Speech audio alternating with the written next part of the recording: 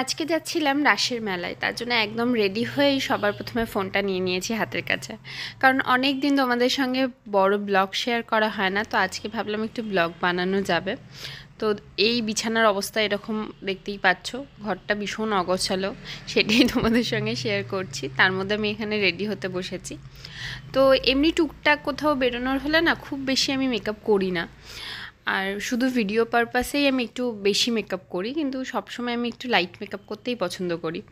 তো আমি এখানে দেখো পন্সের বিবি ক্রিমটা মাখছি। তো এটা খুব সামান্য লাগে, এই যেটা দিয়েছি সেটাও আমার জন্য অনেকটা বেশি, আরও একটু কম পরিমাণে লাগালে ভালো। তো যাই হোক, আমি ব্লেন্ড করে নিয়েছি, কিন্তু এই ব্লেন্ড মানে এক এক সময় আমার এত ল্যাদ লাগে যে আমার বিউটি ব্লেন্ডার বা কোনো ব্রাশও ইউজ করতে ইচ্ছা করে না। তো সেই সময় আমি ঠিক এরকম হাত দিয়েই ব্লেন্ড করে নিই, আর হাত দিয়ে খুবই সহজে এগুলো ভালো মতন ব্লেন্ড হয়ে যায়। রাসের মেলার মিনি ব্লগটা আমি আগেই শেয়ার করেছি, যদি তোমরা না দেখে থাকো তাহলে অবশ্যই দেখে নিতে পারো। তো এখন দেখো মেকআপটা করার পরে মুখটা আমার কীরকম লাগছে, একদম সাদা ভূত লাগছে। তো এটা এখনও ব্লেন্ড করতে বাকি আছে অনেকক্ষণ টাইম ধরে। দেখো আমি যেদিন আমার ইচ্ছা করে না না ঠিক আমি সেদিন এরকমই করি, মানে ঘষে ঘষে একদম মেকআপ করি, যেগুলো করার না সেগুলোও করি, দেখতেই পাচ্ছ। যাই হোক, ফাইনালি ব্লেন্ড হয়ে গেছে। এরপর আমি লিপ বাম ইউজ করছি। শীতকাল মানেই তো লিপ বাম, আর এইটা আমি বায়োটিকের লিপ বাম ইউজ করছি। আর এই বায়োটিকের লিপ বামটা আমার এত প্রিয় যে এটা আমি 3 নম্বর ফাইলটা ইউজ করছি, আর আমি চেরি কালারটা নিই, ভীষণ ভালো লাগে। তো যাই হোক, লিপ বামটা ইউজ করে নিয়েছি। আর তোমাদের ফেভারিট লিপ বাম কি অবশ্যই আমাকে কমেন্ট করে জানিও। তো আজকের মেকআপটাই তোমাদের সেইগুলোই দেখাচ্ছি যেগুলো আমি ছাড়া মেকআপ করতেই পারি না, মানে আর কিছু না করলেও এগুলো করব। যেমন হচ্ছে ব্লাশ আর লিপ বাম ইউজ করেছি, দেখতেই পেলে। হালকা লিপস্টিকও অ্যাপ্লাই করব। আমার চোখটা একদম ছোট ছোট, তো আমি কাজল আর লাইনার যদি নাও ইউজ করি, আমি মাস্কারাটা ইউজ করি। এটা মানে আমার মানে এমন একটা প্রোডাক্ট যেটা ছাড়া আমি চলতে পারবো না। কিছু করব না বলে তো সব কিছু করে নিয়েছি। তারপরে হচ্ছে আমি রেডি হয়ে গেছি, এখন আমরা বেরোচ্ছি। আরো কিছু টাটা, তোমাকে দেখা যাচ্ছে।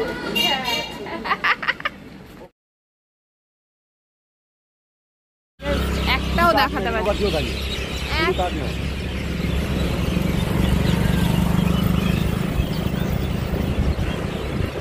অজস্র পাখি ছিল, তোমাদের একটাও দেখাতে পারলাম না, তার আগে সব উড়ে গেছে। খুব সুন্দর লাগছে। ঠান্ডা পড়ে গেছে তাই আমি কানটা চাপা দিয়ে দিয়েছি। তো এখন আমরা যাচ্ছি, কোথায় যাচ্ছি আমরা? নদীর ওপারে। Hello everyone, welcome back to my channel সুইটেন্স উইথ মি। আমি স্বপ্না, আর আজকে আমরা রাসের মেলা দেখতে যাচ্ছি। আমি কোনো দিন যাইনি, কতদিন আসি, সব ভেঙে গেছে।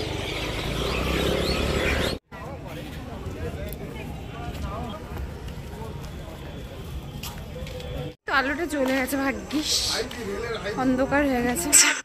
এই ফার্স্ট টাইম আমি সারেঙ্গার মেলা দেখতে যাচ্ছি, রাসের মেলা। তো এটা নদী পার করে যেতে হয়, আর এই নৌকায় উঠতে তো আমার ভীষণ ভয় লেগেছে। এর আগে আমি লঞ্চে উঠেছি, লঞ্চে অতটা ভয় লাগে না, কিন্তু নৌকায় স্পেশালি ভীষণ ভয় লেগেছে আমার। তো এই ঘটি গরম খেতে আমি খুব ভালোবাসি, তো ঘটি গরম খাচ্ছি। মানে আমাদের কোথাও বেরোনো মানে খাওয়া দাওয়া, আর খাওয়া দাওয়া শুরু হয়ে গেছে।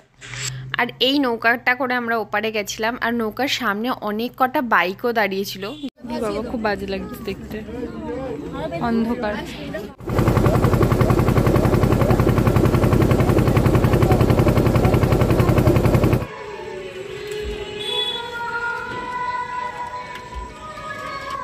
তো আমরা এই ধরনের নৌকা করে এসেছি, ভীষণ ভয়ের।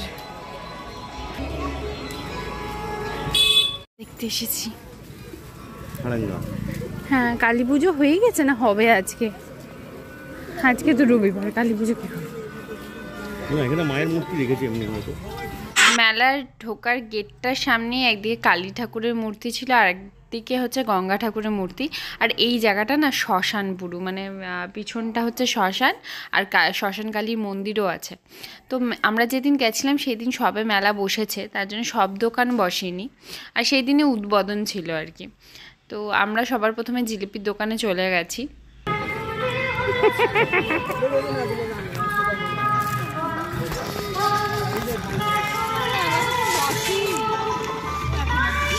আজকে থেকে শুরু হলো সবে।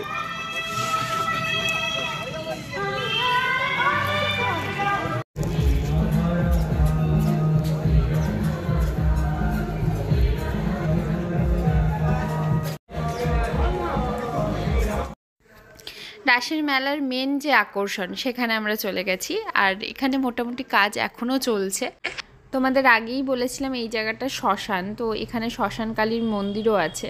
তো ঠিক মাঝখানে মায়ের মূর্তি দেখা যাচ্ছে, আরও দুই দিক থেকে রাসের মানে সমস্ত কিছু সাজানো কৃষ্ণ ঠাকুর আছে। তো ভীষণ সুন্দর লাগছিল, মায়ের মূর্তিটা তোমাদের দর্শন করালাম।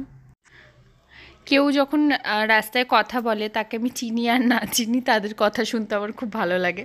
তো রীতিমতো পপকর্ন খেতে খেতে এই কাজটাই করছিলাম। তো রক্তিম সেটা দেখতে পেয়ে ভিডিওটা নিয়ে নিয়েছে। তো পুজো যেহেতু এখনও হয়নি, তো এখনও সমস্ত কিছু পুজোর আয়োজন চলছে। তো এখানে দেখো কত মাটির প্রদীপ জ্বালাবে বলে মানে সব কিছু তেল ঠেল দিয়ে রেডি করে রাখছে। আর রাধাকৃষ্ণের এই মূর্তিটা দেখো কতটা মিষ্টি, একদম ছোট্ট ছোট্ট মানে মানে দুটো বাচ্চাকে দাঁড় করিয়ে দিলে যেরকম লাগে ওরকম দেখতে। মেলার আয়োজন করা হয়েছে, আজকে তার শুভ দ্বারোদ্ঘাটন করা হবে। বর্তমান বর্ষে এটা 39 বছরে পদার্পণ করলো। আচ্ছা, এই মায়ের মন্দির থেকে মেলার ডিস্টেন্সটা বেশ অনেকটাই, মাঝখানটা এরকম ফাঁকা একটা মাঠ। ভিডিওতে একটুখানি ছোটোই লাগছে কিন্তু আসলে অনেকটাই মানে বড়। তো এখানে হঠাৎই একটা আমি মানে লোককে দেখলাম যে গাছের পাশে দাঁড়িয়ে আছে, আর কিছুক্ষণের মধ্যে দেখলাম লোকটা মিলিয়ে গেল। তো মানে তখন আমার ভীষণ ভয় লেগেছিল। তো এখন ভিডিওতে অতটা ভয় লাগছে না, তো দেখলাম যে না একটা মানুষই ছিল। কিন্তু যেহেতু এখানে এত ফাঁকা ফাঁকা জায়গাটা, তারপরে শ্মশানের ওপরে, তো ওই সব মিলিয়ে আমার তখন ভীষণ ভয় লেগেছিল।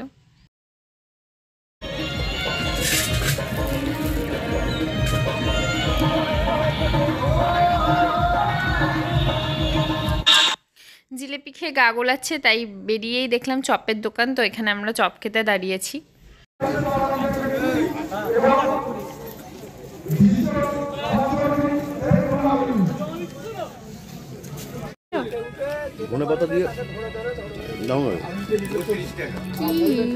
তুমি কোনটা খেলে? আলু? এটা কি সবজি? তো নদীর ওপারটাই হাওড়া পড়ে যাচ্ছে। তো আর হাওড়ার চপ তো এমনিই ফেমাস। তো এখানের চপগুলো না একটু অন্যরকম, অনেক রকম সবজি দিয়ে করা। তো খেতে আমার ভীষণ ভালো লেগেছে। তার সঙ্গে চা খেয়েছি, চাটাও ভীষণ ভালো ছিল। এরপরে আবার সেই নদী পেরিয়ে আমরা বাড়ির দিকে চলে এসেছি। আমরা এখন বাড়ির দিকে চলে যাচ্ছি, আমাদের ঘোরাটোরা হয়ে গেছে। আর আমার মাথা যন্ত্রণা করছে, তাই আমি বাড়ি থেকে আজকে আদা চা খাবো। ঠিক আছে, কি করব? কিছু করতে হবে না, বেগুন পোড়া খাবে তো। হ্যাঁ, এটার মধ্যে একটু তেল মাখিয়ে নেব। ধোয়া ছিল, ধুয়ে নিচ্ছি।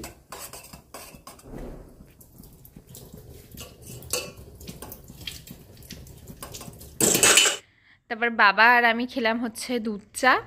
চাটা খাওয়ার পরেই আমার ঘরে চলে এসেছিলো পোলো। তো পোলো আসার পরে ওকে নিয়ে একটুখানি আদর ঠাদর করা হলো। রিম্পা নিয়ে এসেছিলো ওকে, তো আমরা একটু গল্প টল্প করলাম। আর আজকের দিনটা এইভাবেই কেটে গেল। চলো তোমাদের সঙ্গে দেখা হচ্ছে নেক্সট ভিডিও। এই ভিডিওটা ভালো লাগলে লাইক শেয়ার অ্যান্ড সাবস্ক্রাইব করতে একদম ভুলো না। চলো টাটা।